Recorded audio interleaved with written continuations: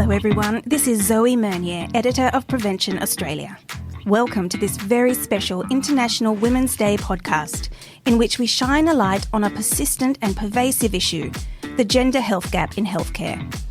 In this podcast, we'll be hearing from some inspirational women about just how and why women experience disparities in how their health concerns are addressed and understood.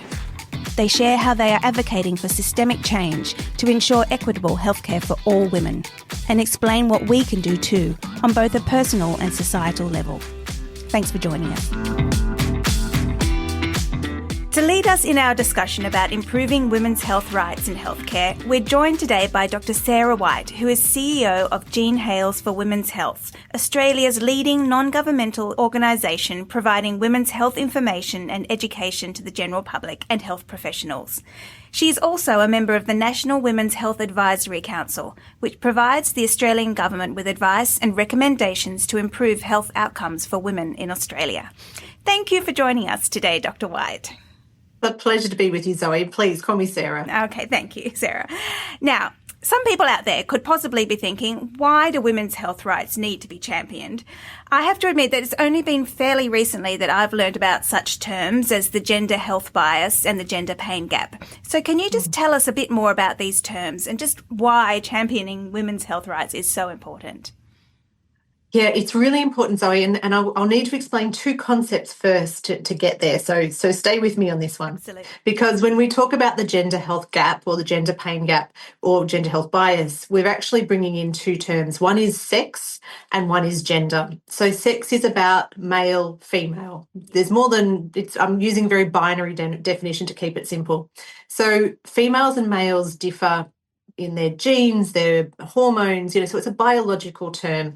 And some diseases, some conditions, and some treatments work differently in the two different sexes, male and female. So if that's biology, the next concept is gender. And gender are those social and cultural expectations that are put on us and that we also adopt. So you can think of some of those stereotypes like men are strong, women wear skirts, boys are loud, girls are quiet. They're all gender stereotypes, and that's what we think of when we think of gender. And these two interact. So we have diseases that are different because of sex, and then we have behaviours that are different because of gender. So hopefully you've stuck with me on that. Yep. Now, so when it comes to the pain gap, for example, pain affects females differently. We have different pain receptors. We have different parts in the brain that respond when we experience pain, and that is all to do with the biology. So a female human or a female rat or a female mouse, we are different from the male counterparts. But then where the gender part comes in is how we are treated when we present to the doctor or the hospital system experiencing pain. So Nurofen did a representative sample of Australian women and Australian men, and what they found was that women were far more likely to be ignored or dismissed by their doctor when they turned up for pain, compared to men, and they were and other studies have shown that women are far more likely to be waiting longer to get pain relief. So we're experiencing pain differently, but the gender part is we're actually being treated differently because we're women, not men. Yes. So why does this happen? Look, it might be that we describe things a little bit differently. There's the mixed research around whether men go to the doctor in they're in pain, women go more. There is a prevailing sense that, and it may not be quite accurate when it comes to our doctor, because it's not just whether the doctor is a man or a woman. There's this sort of these challenges around a woman's pain being dismissed, sometimes because it's around the reproductive system, especially that women feel like they're being thought of as exaggerating. It's really hard to describe these things without sort of playing into the tropes a little bit more. But the word hysteria was actually coined for women around the uterus. So, there's been this perception like, well, women are complaining. And on the flip side, you have women being told, we go through having babies, you've got a really high pain threshold. Don't worry about it. You'll be fine. And actually that's often coming from women. So there's this really it's a complex matter. It's hard to disentangle, Zoe. Yes, it's hard. Absolutely. So going back to the way we experience pain differently, what are some of these key differences in the way women experience pain? We have differences in the number of pain receptors we have, where they're spread. So there are things that are fundamentally coded into from our genes and into our muscles and into our brain. So we're fundamentally different.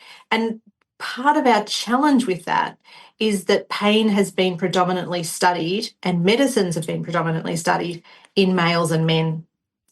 So, in fact, a lot of the medical research done to date has focused on not just men in clinical trials, but male laboratory animals, male cells, would you believe?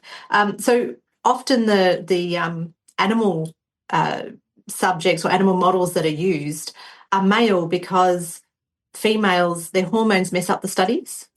Which, so how inconvenient. How inconvenient.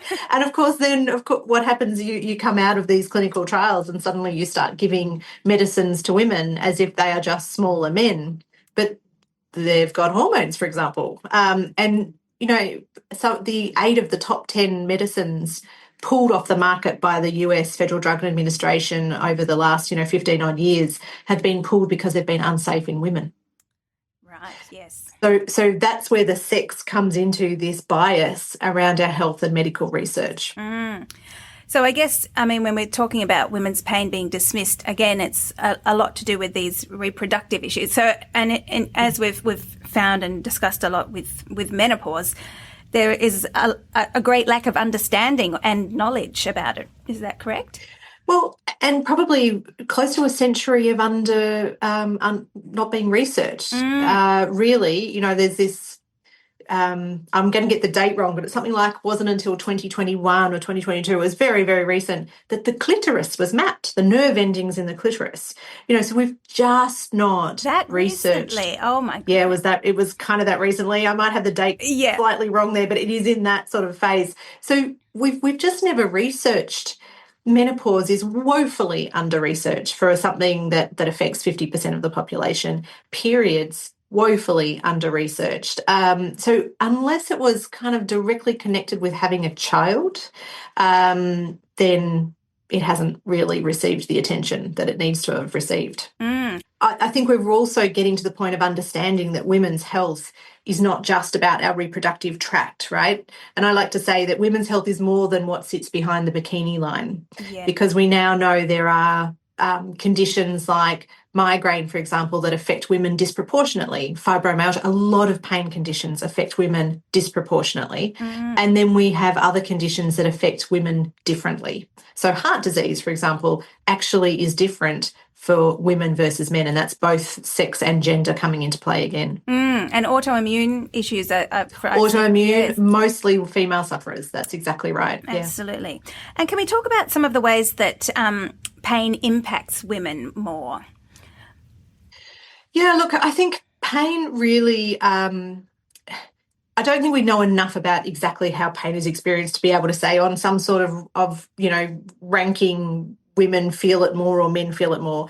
But what tends to happen is women will often, and this is a gender component, will often soldier on. Yeah. Because who else is getting, the household organised, the dog to the vets, the kids to school, there's a very, very unequal caring load and domestic responsibility load, and that normally falls on women. And so women will tend to soldier on. And we've just done a big report showing, something like 4 out of 5 Australian women aged 18 to 44 say they've had heavy or painful irregular periods. Half of them haven't even been to see the doctor about those. So we tend to soldier on and we put other people first, and we, particularly around those things related to periods and menopause, we don't particularly want to talk about them because they haven't culturally been something that we talk about. And that's all created a storm where women are in pain without the best medication, often being dismissed or ignored, and still just soldiering on. And then obviously taking much longer to get diagnosis of things, and then potentially getting further things, maybe stress-related things, and That's right. disease is progressing more and more because absolutely. Yeah, and we have, acute pain turning into chronic pain because it hasn't been addressed, it hasn't been caught. So there's a whole, there are so many issues we could pick and say, what about this one? Endometriosis, I think it's still 7 years to diagnosis. We might have brought it back a little bit to 6, but it's still, a terrible condition, not enough funding, not enough research, and still taking far too long for women to have their issues addressed when it comes to their health. Yes, indeed. Okay, so that's the situation. So what are some of the actions, not a good one, what are some of the actions that are in place to help close this gap?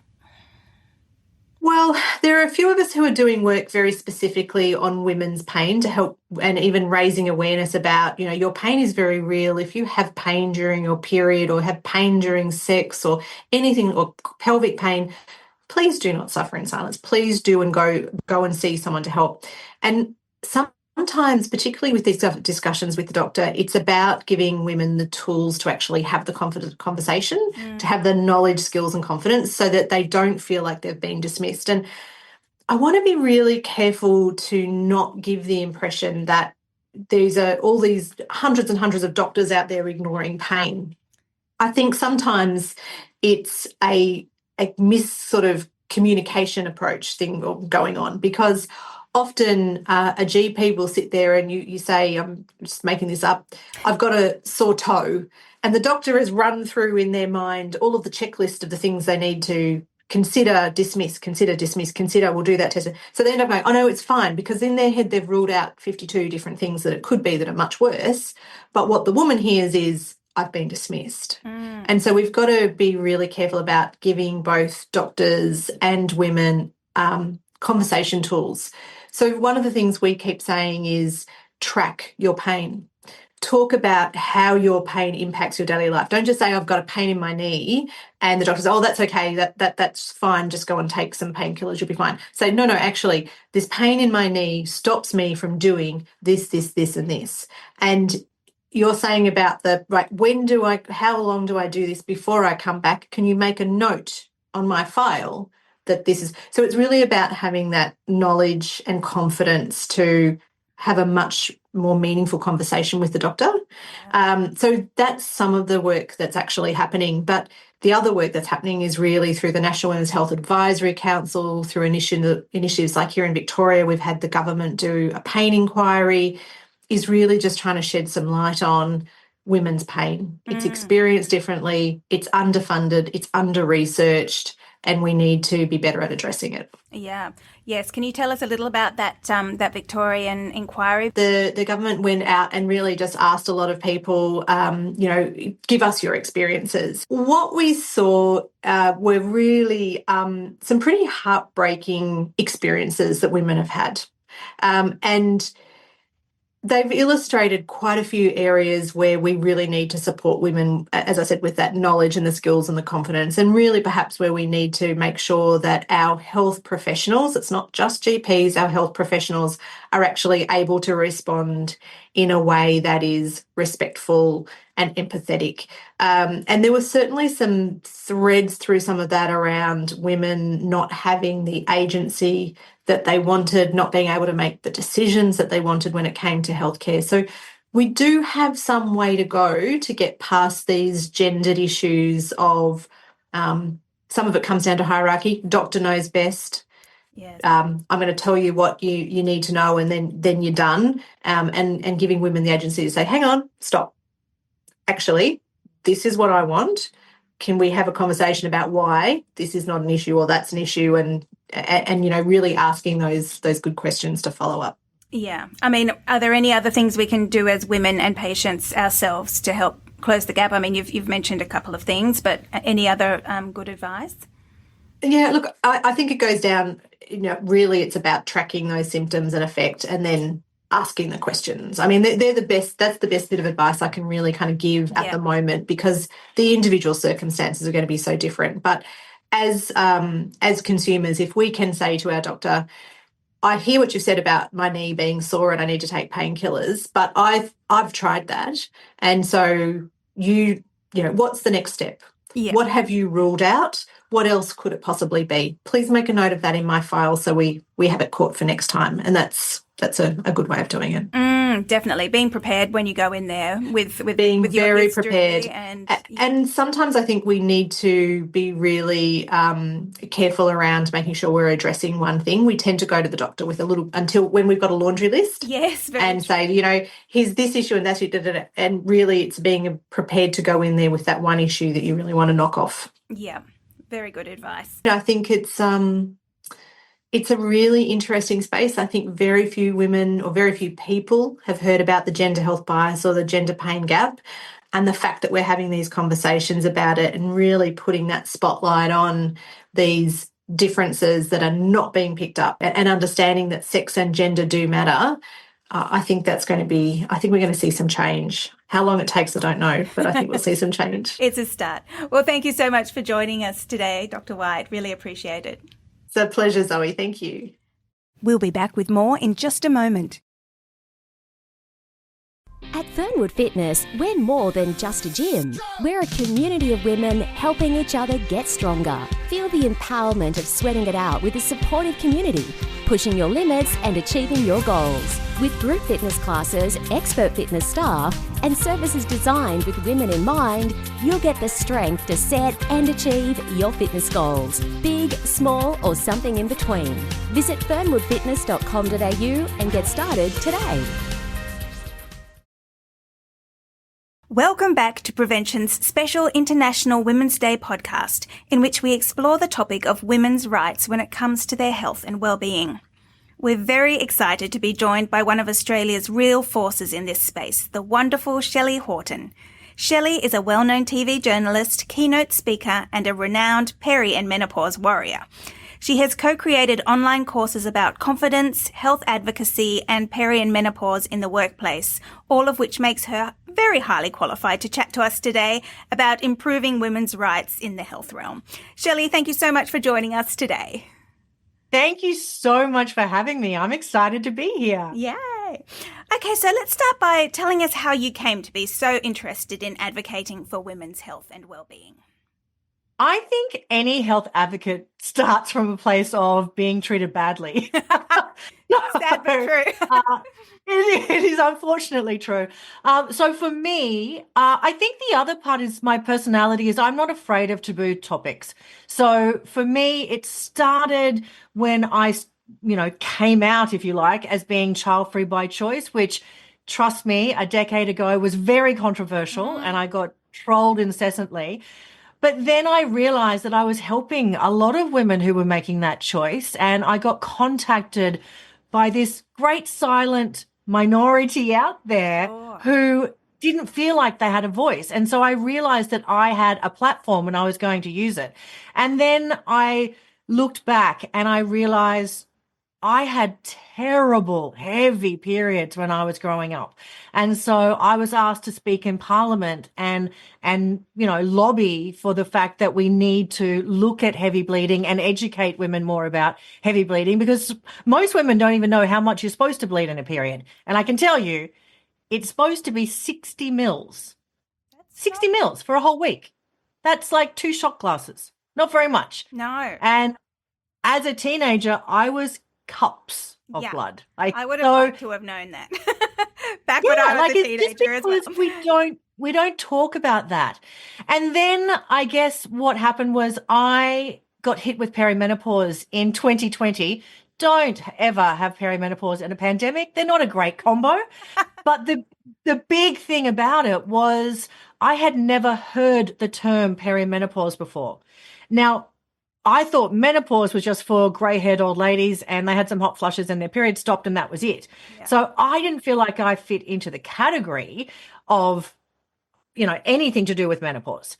So that meant that I had the worst time with my peri, and I had some terrible medical gaslighting, and I got myself to a point where I didn't even really want to be around anymore.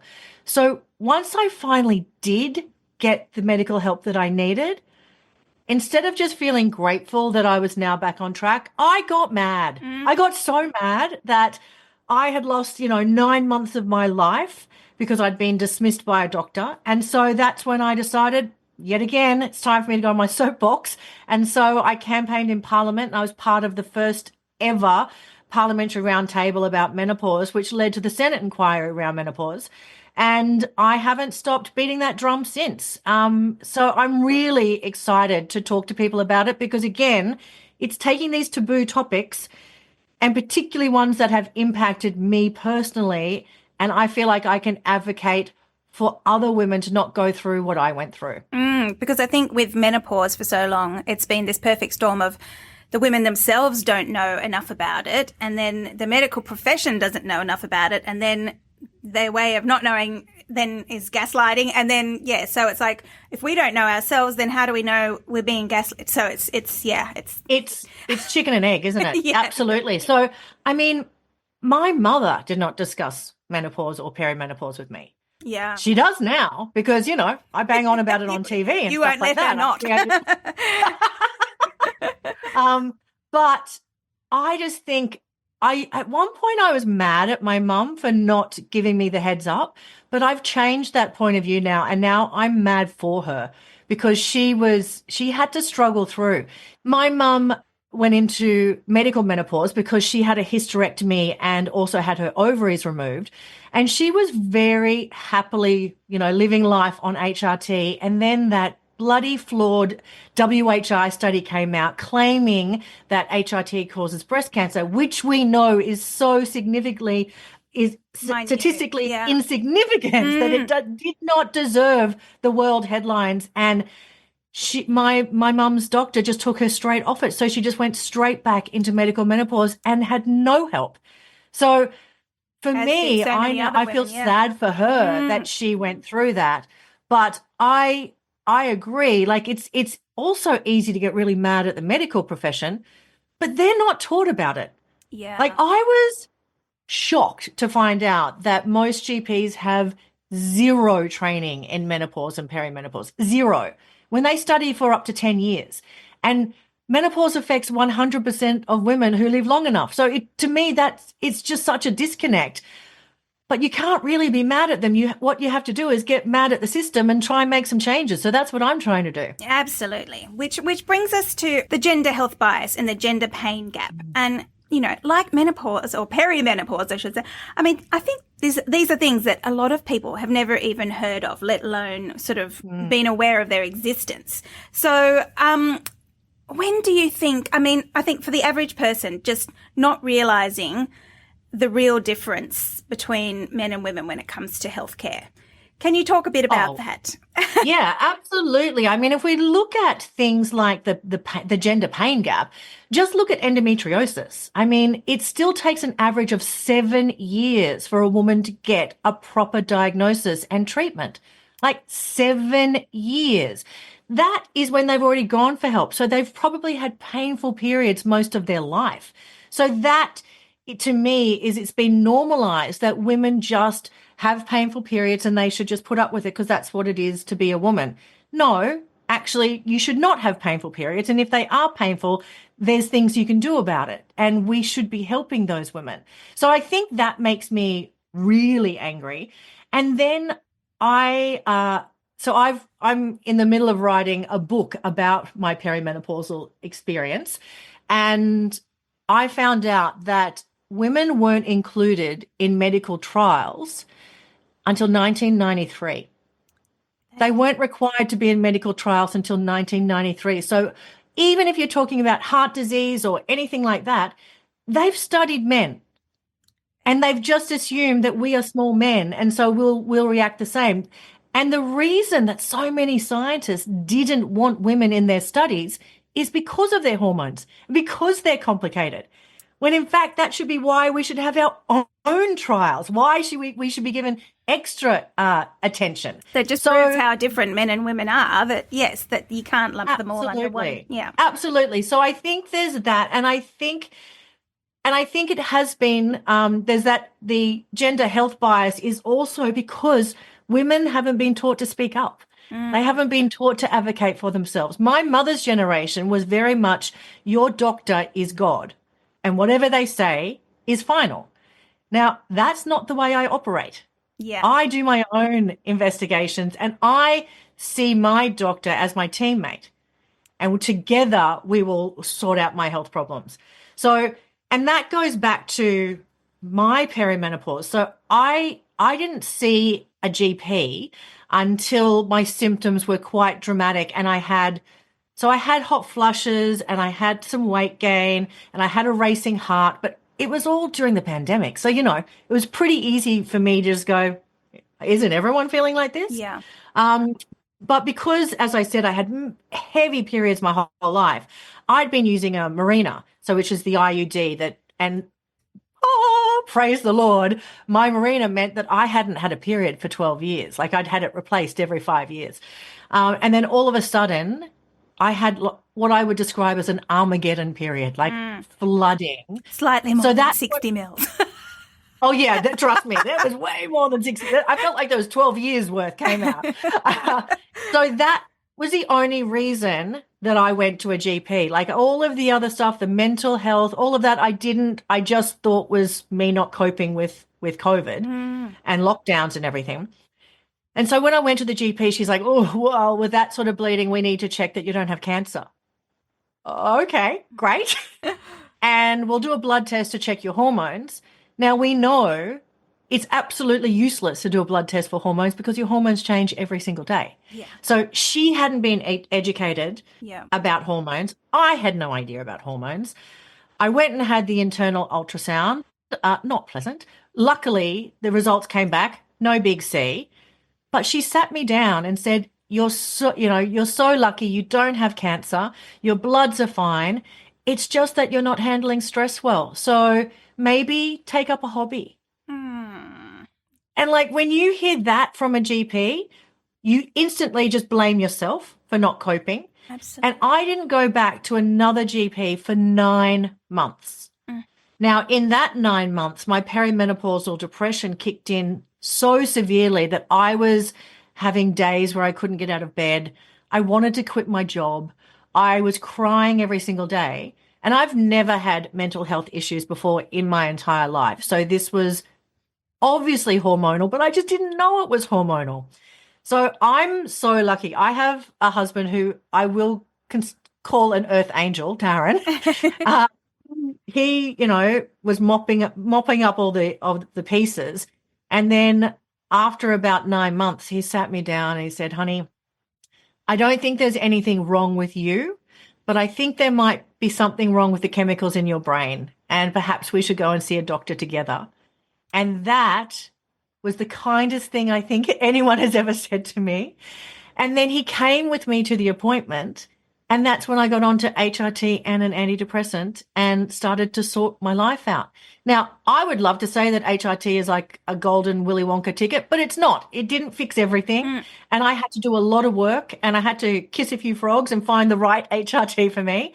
But 5 years on, I am the happiest and the healthiest I've ever been. Yeah. So I feel like this is why I'm the perfect person to advocate, because I have been in the dark depths and I've come out the other side, and now I've got a bit of an action plan and I want to share it with other people. Yes.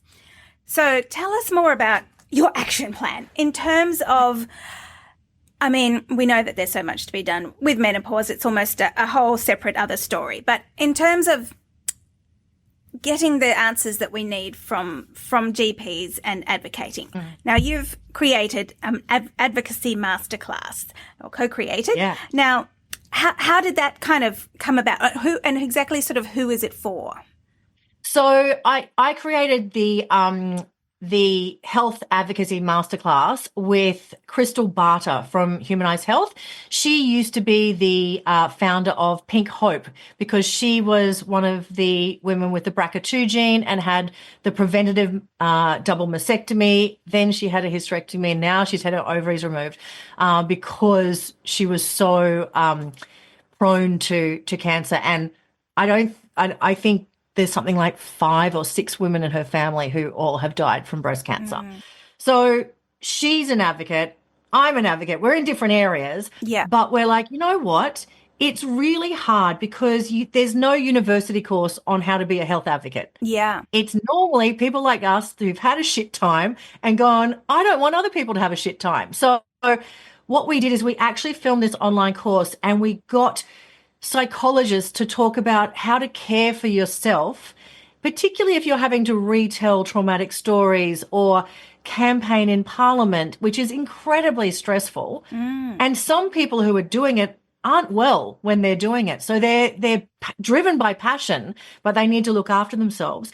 And then we got incredible experts who are living in that health advocacy space, like Tracy Bevan from the McGrath Foundation and Richard Vines from Rare Cancers Australia, to talk about what you can do, how you can lobby Parliament. Don't set up a charity. There's enough charities out there. Join another one, things like that. Yeah. And basically this, project is put out there for anyone who's wanting to go on a health advocacy path and for them to have a bit of a plan and also to see the ups and the downs. So it's sort of like go into it with your eyes wide open. Now, we created this with the dream that pharmaceutical companies would buy it and give it to all of the people that they get to advocate for their drugs. Not one pharmaceutical company stepped up and bought it. So we have it available for free for people who are health advocates, and it's a very small fee for people who are like working within the industry.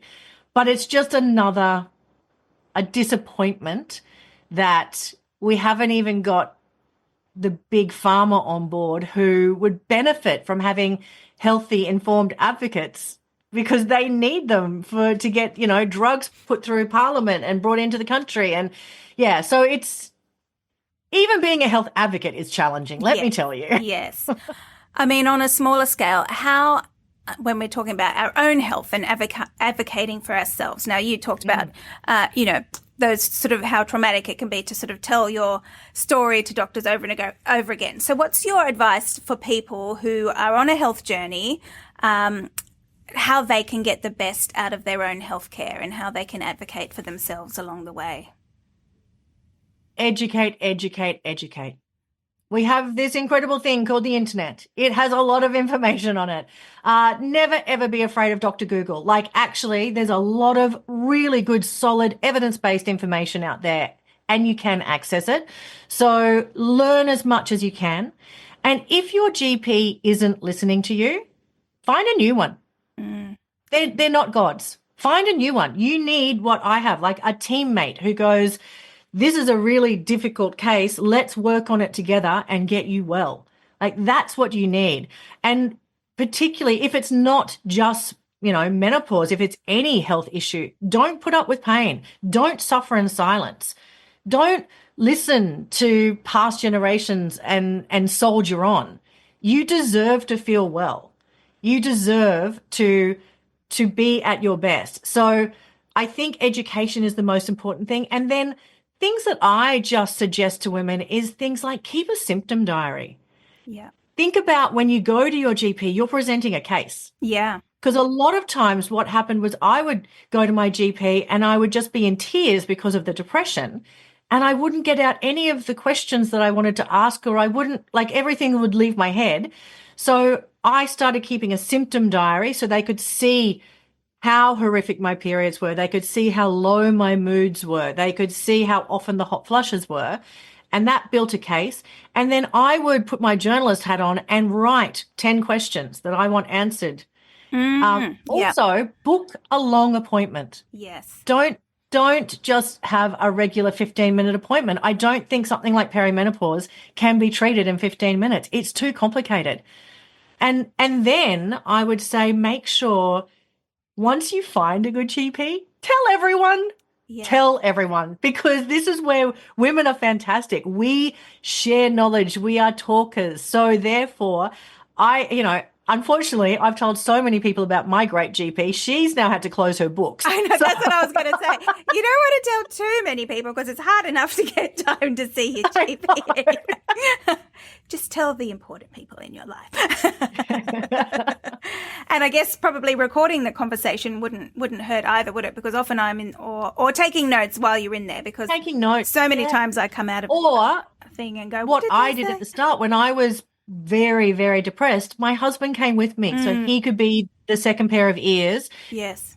I would say some things and he'd say, actually, that's not true. She hasn't showered for 3 days. Right. Because sometimes you might have that shame about how bad your perimenopausal depression is. And so you even self-censor when you're talking to a medical professional. Yeah. Well, I think So that's sometimes having someone to advocate for you helps. Yes, I think that is also one of the things, one of the issues that women come up against as well, like, or maybe their symptoms are embarrassing, so they don't want to kind of discuss those.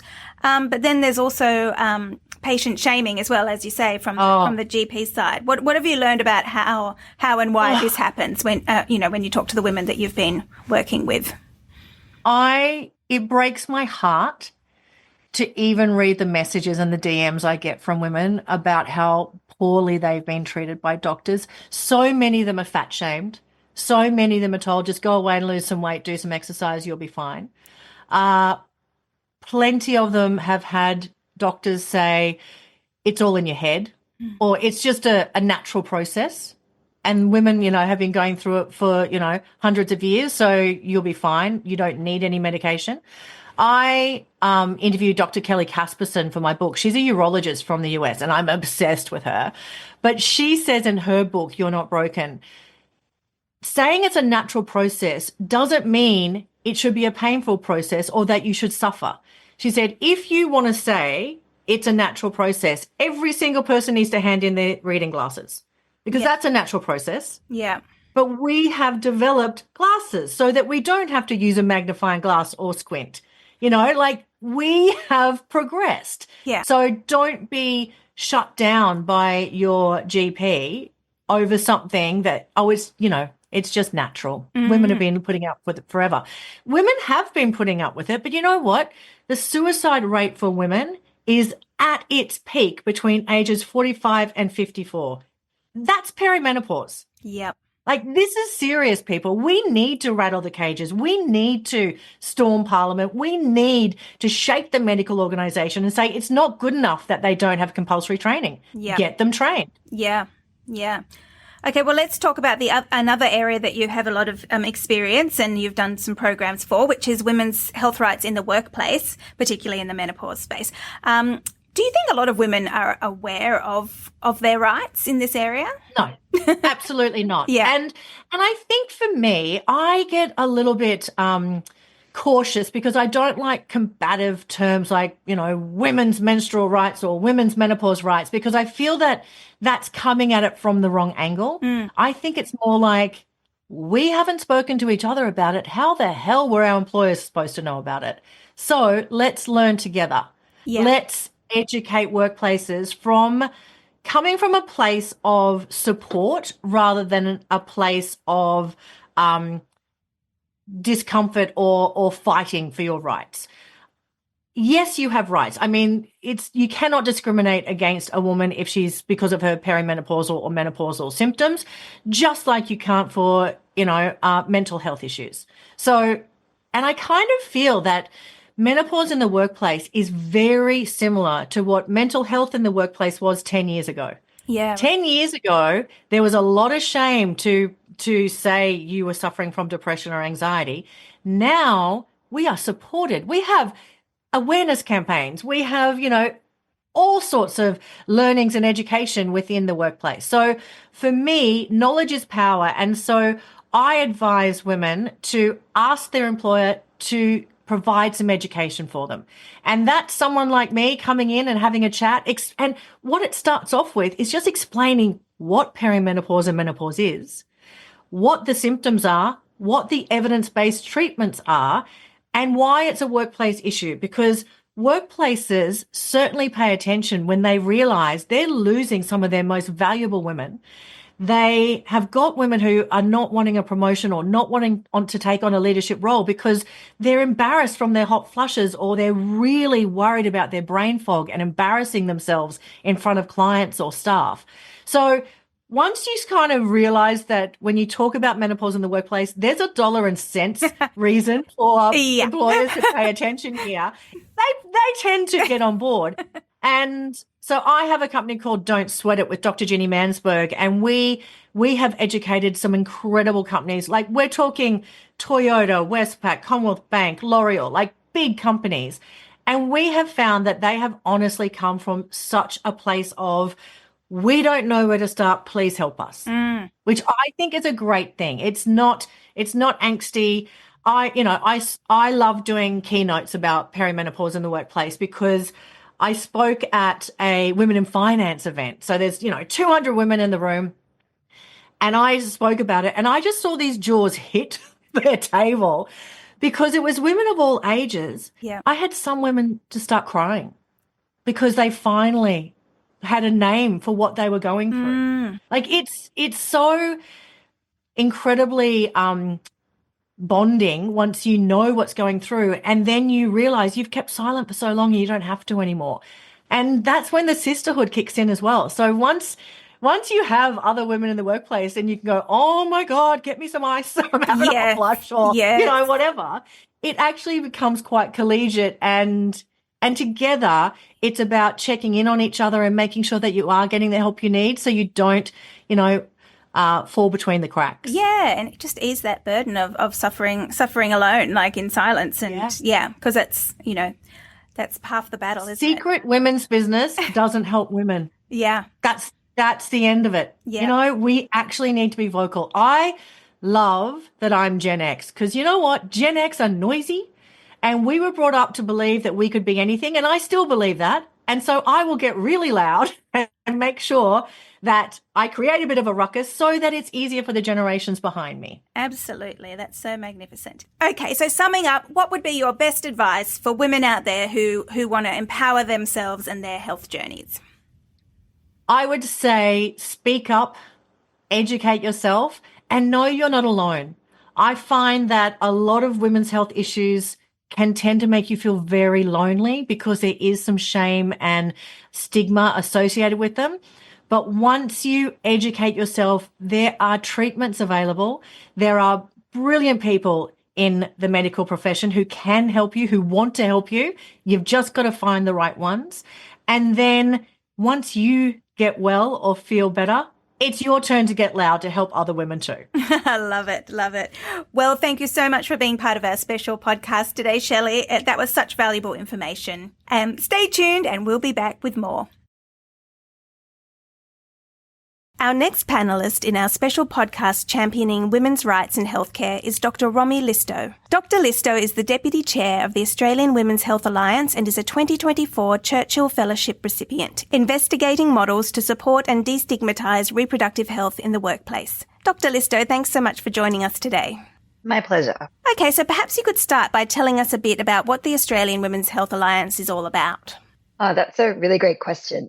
So the Australian Women's Health Alliance is to be the national voice on women's health, and our aim is to achieve gender equity in health for all women. We bring together a range of different members and partners across healthcare services, across women's health services, and in policy to, I guess, draw attention to issues around women's health and to advocate to government about improvements to women's health. Lovely. And I know that a lot of your focus is on prevention, which obviously is a word close to our hearts as well. What are some of the key areas that you are looking at in regards to this and helping women in this area? Well, I guess broadly as an organisation, we have a focus on the social determinants of health. So we advocate across quite a broad range of issues, including things like access to housing, economic security, and a bunch of issues that ultimately impact on people's ability to be able to equitably access healthcare and the health supports they need. And then I guess specifically in relation to menopause, we have been advocating for better workplace supports for people experiencing menopause. We've been supporting broadly work of our partners and organisations like the Australian Menopause Society, the Australasian Menopause Society, and their advocacy work and calls for an action plan on menopause. And we've also done, again, at a more general level, we have a project at the moment that's about improving or increasing access to education and knowledge amongst health practitioners and health service providers and policymakers as well about what a gendered responsive approach to healthcare looks like. And I guess broadly about recognition of how gender inequality impacts on our different quality of the healthcare that we received and our ability to access it. Yes, absolutely.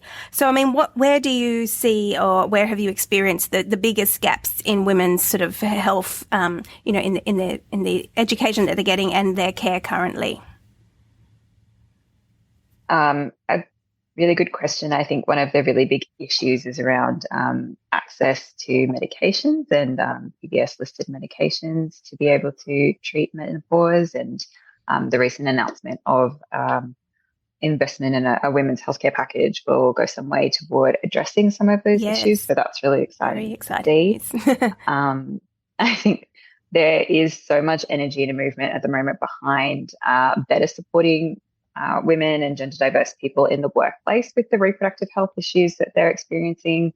One of those being menopause, and making sure that we have the right settings and the right rights and entitlements in our workplaces as well to be able to support everyone to work.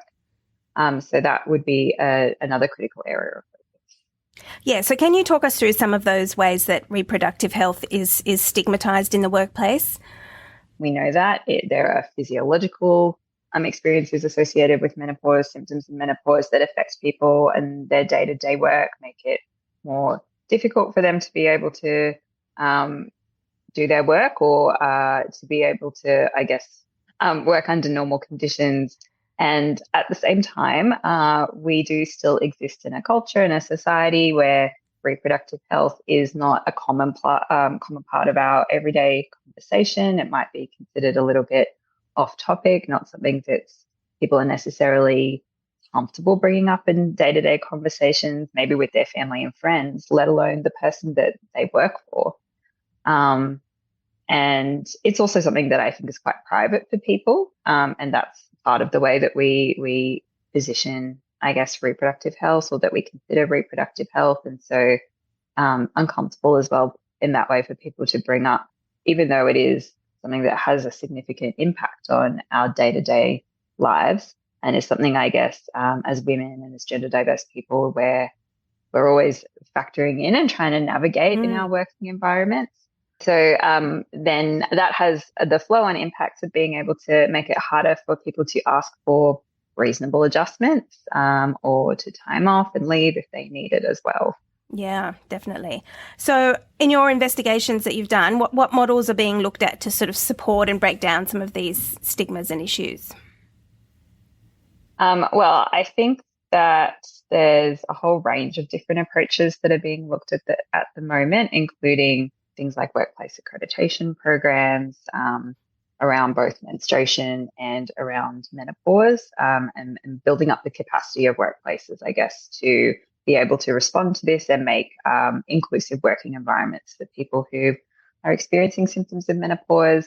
There's also measures like reproductive health leave or menstruation and menopause leave, or an additional leave entitlement to be able to take time off when needed due to the symptoms of menopause or other reproductive health conditions. And that one is starting to be put into policy in a number of private organisations, as well as women's health services, and has come up a few times in some of the recent Senate inquiries looking at menopause and perimenopause, as well as reproductive health more broadly as well.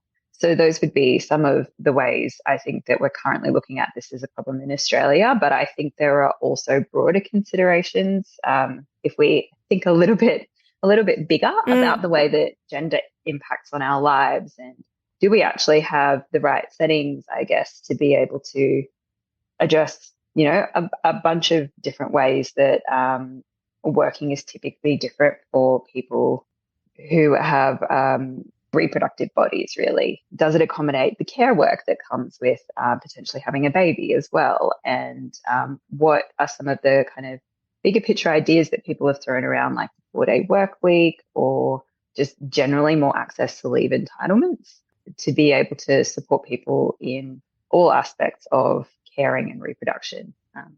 And I think that's really important generally for a more gender equitable society. Absolutely. For sure. What are some of the important things that women can do to try and advocate for themselves in a workplace situation, perhaps if their workplace didn't have any measures in place? I guess it really depends on someone's level of comfort with being a leader in their workplace around that issue. But if that's something that someone was interested in doing, there are definitely some resources out there now, and increasing, I think, resources to support people to be able to have those conversations with their managers and bring more evidence, I guess, to a discussion of how the symptoms of perimenopause and menopause might impact them at work, for example. But I think it's important to remember as well, it doesn't just have to be women and gender diverse people who are experiencing these symptoms necessarily. It can also be people who are in positions of leadership, who have that way of being able to create a more inclusive workplace for potentially someone that they work with, a colleague, or someone that they might manage, and to use their position as a leader to be able to try and create a more inclusive workforce as well. There are also a number of unions who are leading a campaign in Australia to have reproductive health leave as an entitlement that's available for all workers.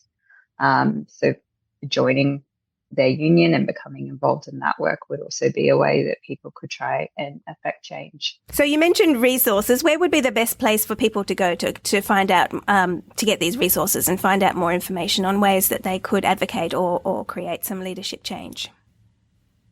I think there's some great information on the website of the Australasian Menopause Society, and Jean Hales also has some resources available that would be really helpful, I think, in for people in those circumstances. Perfect. I guess just the other thing to mention is about the fact that there are, increasing clinical places where people can go and seek information and support, medical support around addressing the symptoms of menopause. It's not something that people have to just manage themselves, that there actually is support available out there. And if people are feeling like they're not getting the care that they expect or that they need from their GP, there would really encourage people to have a look into some of the menopause clinics and the more specific clinics and services that have been funded in the last couple of years around providing support in this area as well. Fantastic. Great advice there. All right. Well, thank you so much for sharing your valuable insights today, Romy. I really appreciate you taking the time. You're welcome. Thank you so much. We hope you enjoyed this very important podcast and feel informed and empowered when it comes to your healthcare rights. And hopefully we can all continue to advocate for change to close the gender health gap. And of course, don't forget to tune into our Thriving in Menopause podcast and be sure to pick up a copy of Prevention magazine today. I'm Zoe Mernier. Thanks for joining me.